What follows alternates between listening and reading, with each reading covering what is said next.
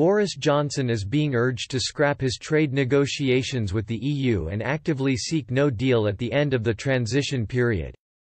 Former MP for South West Hertfordshire David Gauke believes the Prime Minister is wasting his time trying to convince the EU to keep trading with the UK and should actively seek no deal at the end of the transition period this year.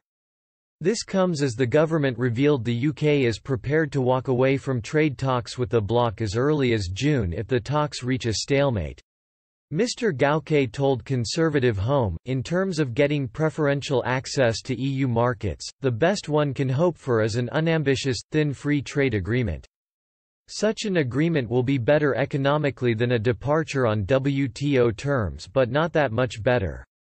Another way of putting it is that the economic downside of failing to get a deal is not that much because we have already accepted a great deal of pain as it is. The second consequence is that if recovering our political and economic independence in full is, to use David Frost's word, fundamental to Brexit, then it is very hard to find a compromise.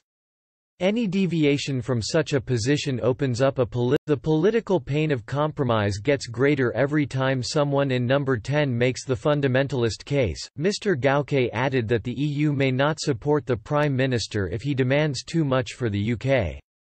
He said, there is a further difficulty with reaching a deal. Any deal that Boris Johnson gets is one that he will sell with gusto. It will be a fabulous deal, the best possible deal, a triumph.